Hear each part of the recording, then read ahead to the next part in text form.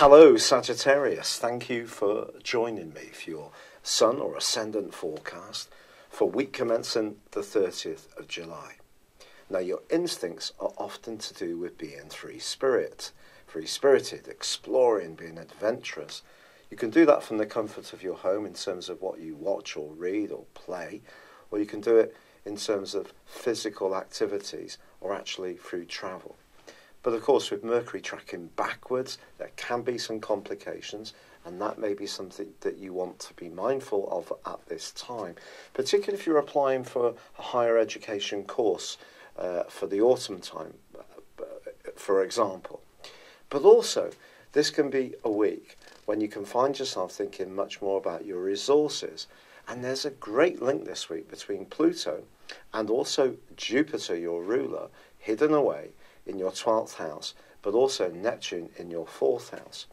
For me, this suggests that something that you already have in your possession could be much more valuable than you are appreciating.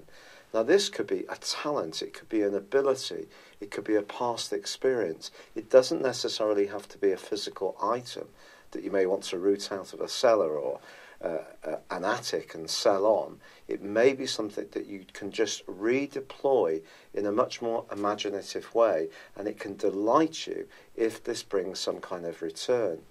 Now, there is a quarter moon this week, and that does suggest that one of the things that you will find yourself having to tackle in the later part of this week is the sense that there may be cloying restrictions, those everyday chores or demands, which may clutter and limit your style in some way because of the Sun and Mercury being in such a more free-spirited, and of course the North Node, part of your scope.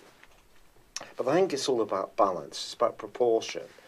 And because you're someone who does learn a lot of things, you absorb a lot of information, that can help you to get around the retrograde from Mercury, and also to try to get around this quarter moon as well. It's basically about prioritization, and there may be a little bit of give and take. It's not all about you pursuing your freedom agenda. There will be some things that you will have to pitch up and do, and it's just about juggling them in the right order.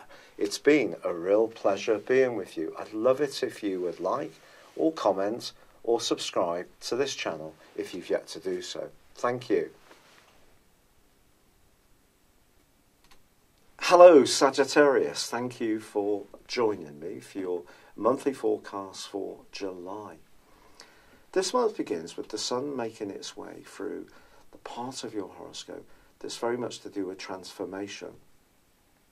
Now, being the bright and breezy member of the Zodiac that you are, the big picture is something that often gives you the greatest sense of pleasure, because you're always moving towards something that's exciting, entertaining and uplifting. The Sun's transit through this sector is more about looking inwards in some ways. It's also about your very closest associations, both emotionally, perhaps in terms of a physical connection to someone romantically, or even around your finances. But also, Mercury and Venus, the planets, the interrelational planets at the heart of your scope, are in a bright and breezy part of your scope as this month begins. And you could find yourself really restless, particularly from the 3rd to the 7th, and then the need to do something off the cuff, be more spontaneous. That could see you jetting off somewhere at the last minute, signing up for a course, or having quite an impassioned discussion with someone that you encounter in perhaps a pub, for example. But it certainly won't be dull. However, week 2 of this month does see the Sun go face to face with Pluto.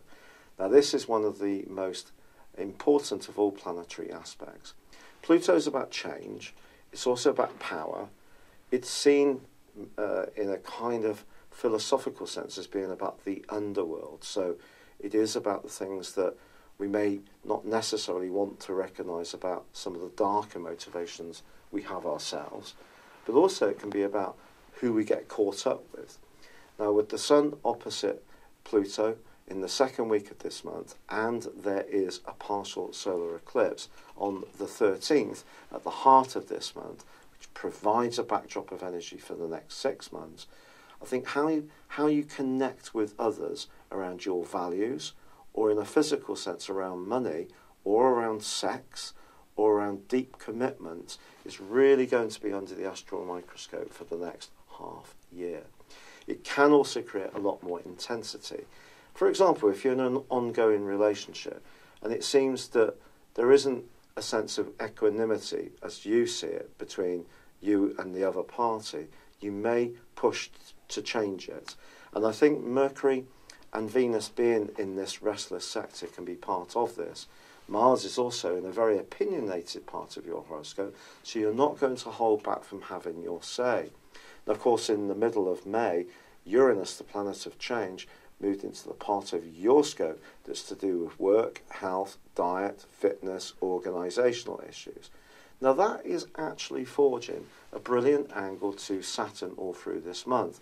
So there could be some alterations in this area, but they can be positive ones, where change occurs in a structured way, a way that helps you to pay the bills, yet feel that you are making progress and you're not being held to something that's a bit dull and boring and stupefying, which of course for Sagittarius people, and remember I've got Mars in Sagittarius, is obviously an anathema.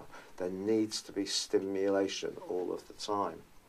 Now on the 10th, it is a massively key day of this month because your ruler Jupiter starts to go forwards after a 4-month backward journey.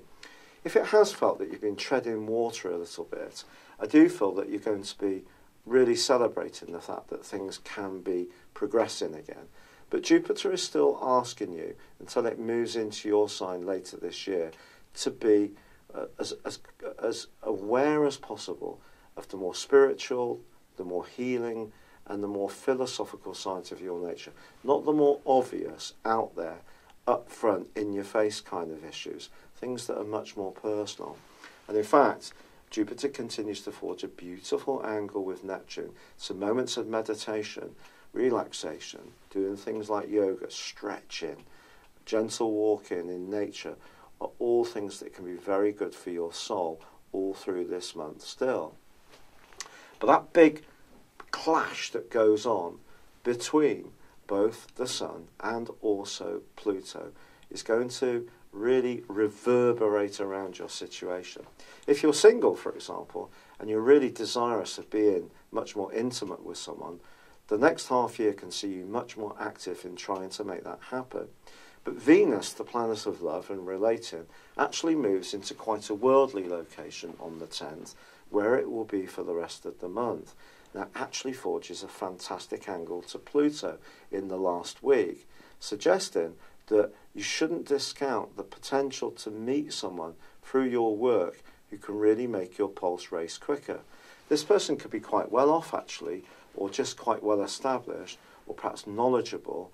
On the other hand, perhaps in a relationship that's already existing, it's going to move to an even greater level of commitment. That's entirely possible. So the opposition between the Sun and Pluto is not turmoil in one direction. It can be definitely a positive, but it is going to push and pull. The Teutonic plates at the bottom of the power zone of your life are shifting. There's going to be some change.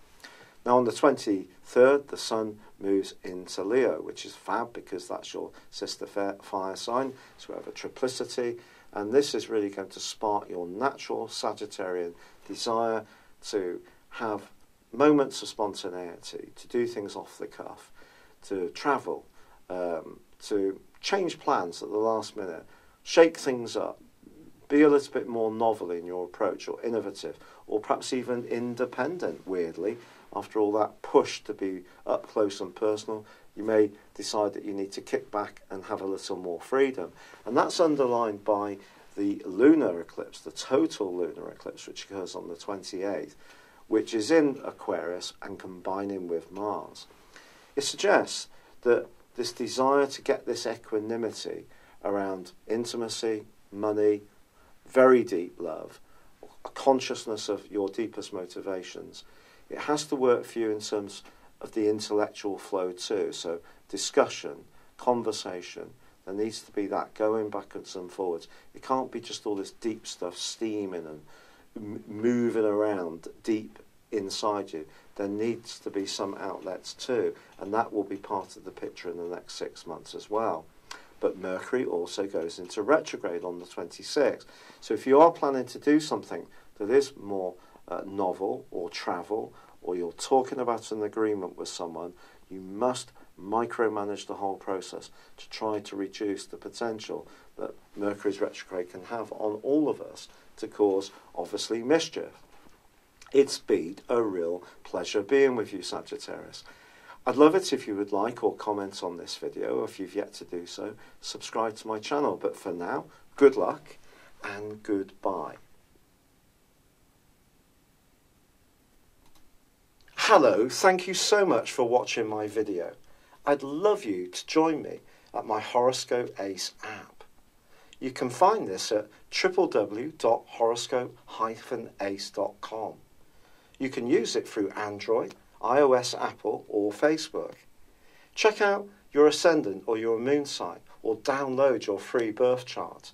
There's all your favourite videos, plus there are daily, weekly, monthly and yearly horoscopes for general, love, Chinese and Indian astrology. If your passion is tarot, there's my brilliant 3-card money or love tarot readings too. And it's all there at www.horoscope-ace.com. Thank you.